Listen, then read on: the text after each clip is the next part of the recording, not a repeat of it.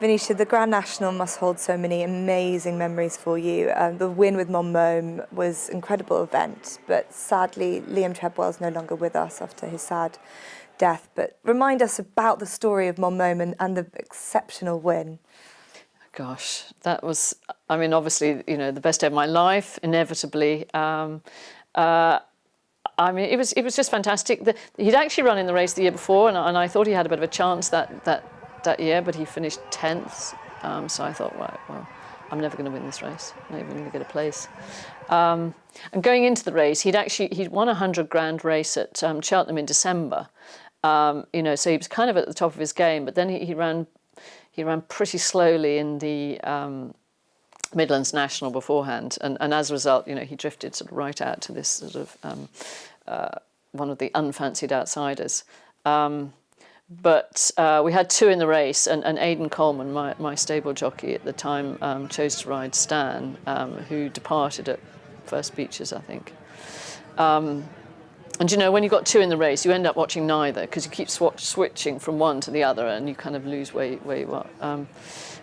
So then I was able to watch Mon Mome, and you know, the rest is history. He came through, and you know, he actually, I think, you know, in my opinion, I think he was one of the most impressive national winners, you know, for the last sort of 20 years. You know, he just went from upsides in front at the last to, I don't know what the distance was, but it looked like, you know, 20 lengths. Probably wasn't, but it looked like it.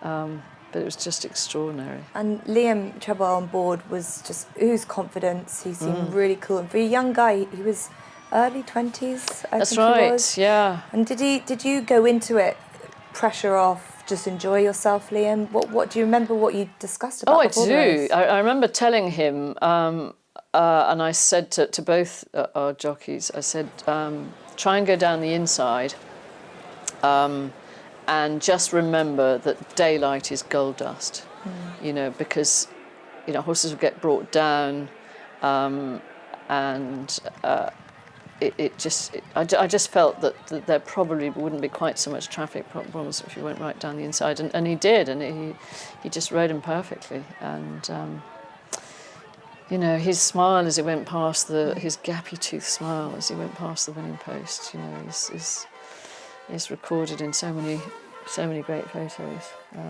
I've read somewhere that he came back and he tried to debrief you like it was any normal race. He was so struck and shocked by the whole event, he kind of sort of forgot where he was. Is that right? Well, I've forgotten about that as well. I mean, my memories sort of from then was, you know, hugging everybody and anybody, and sort of, yeah, just amazing. I can't remember any debrief. And did you go into the race 100 to 1 shots, and you think, you know, Mon Mome, let's see what happens, and then you come out a national heroes. Did that change you and Liam? Did you suddenly being catapulted into the media? Was it quite terrifying at the time? Not really, actually. You know, because the other thing also, it was 2009, which was sort of, you know, the year of the credit crunch, you know, and the financial crisis.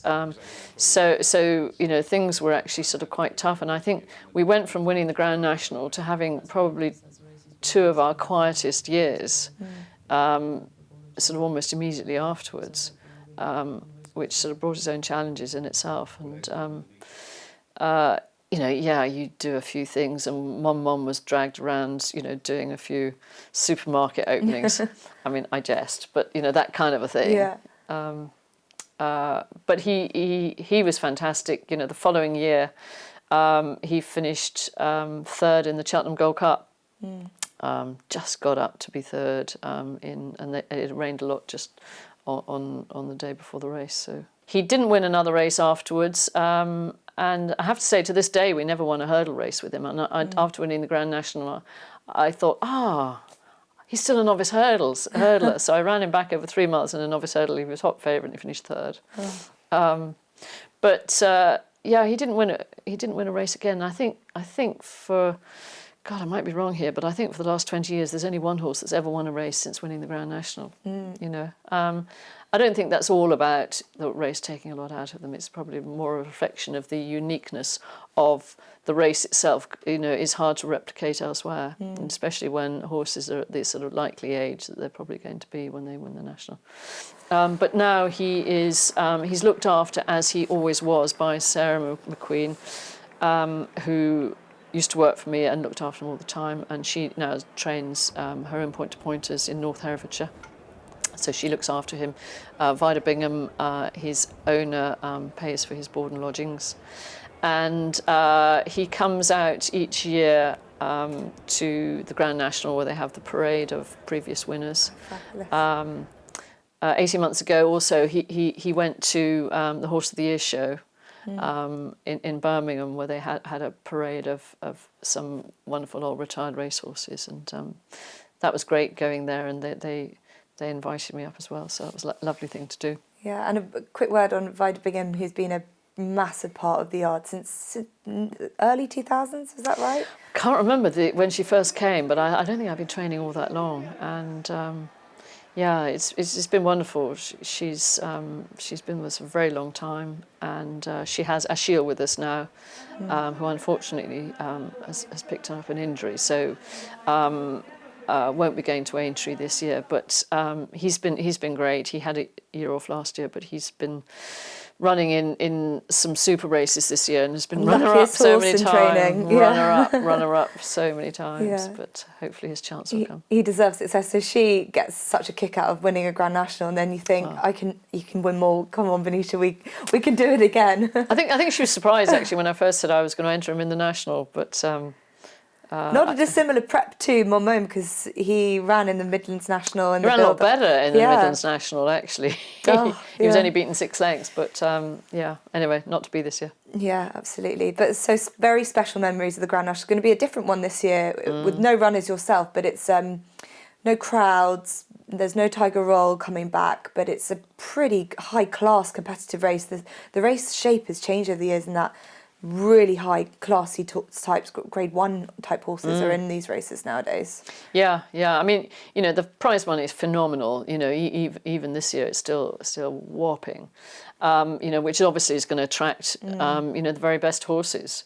You know, and as I said earlier, you know, the top weight in the National is only 11.10. Yeah. You know, so you know, who wouldn't run the top horses, you know, in carrying that sort of a weight. No, it's a fantastic race, and see if we can try and beat the Irish this time in our biggest and best race. Yeah, it looks like JP McManus, Trevor Hemmings, they always target that kind of race. So it looks like they've got quite a big, strong hand on it. Anyway. Yeah. So for yourself, are you thinking, I can win that race again, or do you feel like if it happens, it happens?